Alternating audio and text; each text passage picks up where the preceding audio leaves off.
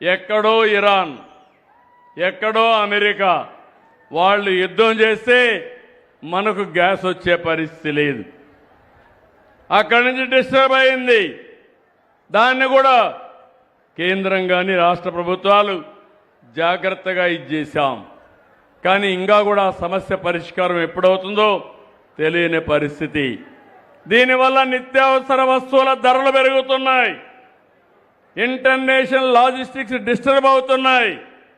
ఎక్కడో ఇరాన్లో యుద్ధం జరిగితే రాయలసీమలో ఉండే అరటికి ధరబడిపోయే పరిస్థితి వచ్చింది. ప్రకాశంలో పండి టొబాకోకి ధర లేని పరిస్థితి వస్తూ ఉంది. ఈ సమస్యని పరిష్కారం చేసుకోవాలి. మీలో కూడా ఒక చైతన్యం ఉండాలి. మంచిని ప్రోత్సహిస్తూ దేశానికి ఏదైనా ఇబ్బంది వచ్చినప్పుడు సంఘటితంగా ముందుకు పోవాల్సిన అవసరం ఉంది. ఇంకో పక్కన ఈ సందర్భంలో ఎల్నినో సమస్య కూడా వచ్చింది. వాతావరణం సమతుల్యంగా లేదు. దానివల్ల వర్షాలు పడడం లేదు. ఇప్పటికే వర్షాలు పడాలి, వర్షాలు పడని పరిస్థితికి వచ్చింది. కృష్ణా నదిలో నీళ్లు రావడం లేదు, తుంగభద్రలో నీళ్లు రావడం లేదు. మన రాష్ట్రమే కాదు, మన దేశంలో ప్రపంచంలో కూడా ఈ సమస్య వచ్చే పరిస్థితికి వచ్చింది. ఈరోజు ఇనమ్మా ఇను అమ్మాయి నా పక్కన మీకు కొత్తగా నేర్చుకున్నారు ఈ డ్రామాలు. ఆ పక్కనుండు. పోలీసులు మీరు ఎవరైనా సరే ఇవ్వాలంటే ఆ పక్కనుండి నేను తీసుకుంటాను, మర్యాదగా మాట్లాడతాను. అంతేగాని మధ్యలో వచ్చి డిస్టర్బ్ చేస్తే మాత్రం మంచిది కాదు. మీ వ్యక్తిగత సమస్యల్ని ఈ పక్కకు రామ్మా, నువ్వు పక్కకు రా, నువ్వు చెప్పింది వినాలి. సమస్య పక్కకు తీసుకుని తెలిపెట్టి నాకు పరిచయం చేయండి. ఎవరు బై ఫోర్స్ తీసుకుపోవద్దండి.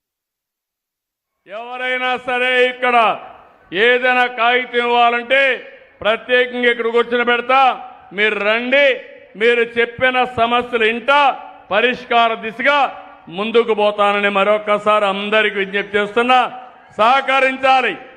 ఇలాంటి చేయడం కరెక్ట్ కాదు. గట్టిగా చెప్పండి, కూడా చెప్పండి చేయకూడదని. ఎక్కడో ఉంటారు, వేరే నియోజకవర్గంలో కూడా ఉంటారు. అక్కడి నుంచి ఇక్కడికి వచ్చి మధ్యలో లేచి మీటింగ్ కూడా డిస్టర్బ్ చేయడం కరెక్ట్ కాదు. ఇప్పటికే ఈరోజు మీరు చూస్తే అన్ని రిజర్వాయర్లో నీళ్లు తగ్గాయి. అంతేకాకుండా పోయిన సంవత్సరం ఈ సమయంలో 57% రిజర్వాయర్లో నీళ్లుంటే ఇప్పుడు 37% పడిపోయినాయి. ఇంకో పక్క 22% వర్షపాతం తక్కువగా పడే పరిస్థితికి వచ్చింది. దీన్ని కూడా మనం అధిగమించాలి. అందుకే నేను ఒక కార్యక్రమం ఇచ్చాను.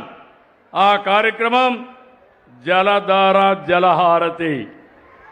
నేను మీ జిల్లా కలెక్టర్ని, ఇక్కడే మంత్రి గారిని మనస్ఫూర్తిగా అభినందిస్తున్నాను. ఈ జిల్లాలో కొలిమిగుండ్ల మండలంలో కేవలం 8 రోజుల్లో 18 కిలోమీటర్లు ఫీడర్ ఛానల్ చేసి 10 చెక్ డ్యాములు పునరుద్ధరించి 1707 ఎకరాలు ఆయకట్టుని స్థిరీకరించారు.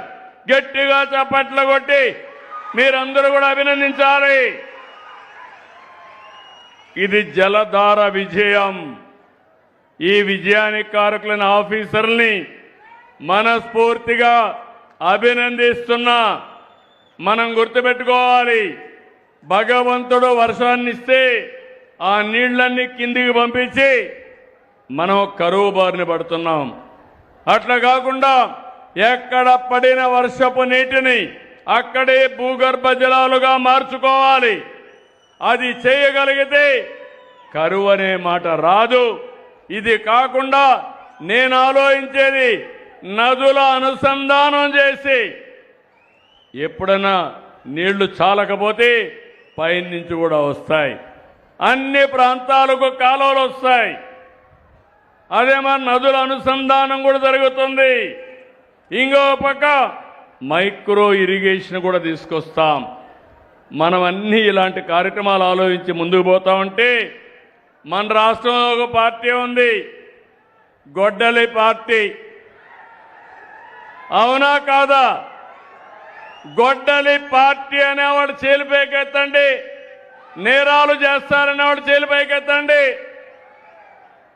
మీరు చూస్తే ఇటీవల కాలంలో ఆ మనమంతా మీ సమస్యలు ఎట్లా పరిష్కారం చేయాలని నేను ఆలోచిస్తున్నా, మీకు సంక్షేమం ఎట్లా ఇవ్వాలని ఆలోచిస్తున్నా, మిమ్మల్ని ఏ విధంగా ముందుకు తీసుకుపోవాలని ఆలోచిస్తున్నాను.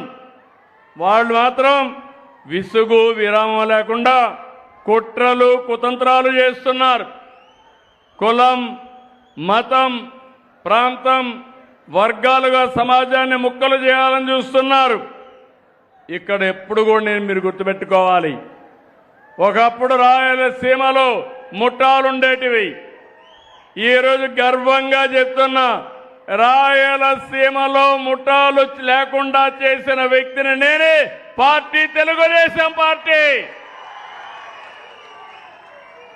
ఇంకో పక్క హైదరాబాద్లో మత కలహాలు ఉండేటివి. మత కలహాలు పూర్తిగా అణచివేసిన పార్టీ తెలుగుదేశం పార్టీ. ఒకప్పుడు సిద్ధాంతపరంగా నక్సలైట్స్ ఉండేవాళ్ళు, దానివల్ల నష్టం అని చెప్పాను, వినలేదు. వినకపోతే లా అండ్ ఆర్డర్ మెయింటైన్ చేశారు. కడాన నన్నే చంపడానికి 2003లో 23 క్లేమోర్ మైన్స్ పెడితే నేను భయపడలేదు. సాక్షాత్ వెంకటేశ్వర స్వామి నన్ను కాపాడాడు. ఇది చరిత్ర. ఇప్పుడు ఆ పార్టీ కూడా లేకుండా పోయే పరిస్థితి వచ్చింది.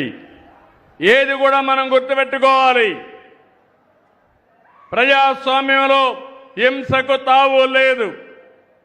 ప్రజల ఆస్తులకి ప్రాణాలకి రక్షణగా ఉండాలి. ఆడబిడ్డలు స్వేచ్ఛగా తిరగాలి. 1924లో ఎక్కడ చూసినా గంజాయి పంట పండించారు, ఏజెన్సీ ఏరియాలో పండించారు. దేశానికి ప్రపంచానికి ఉత్పత్తి చేసి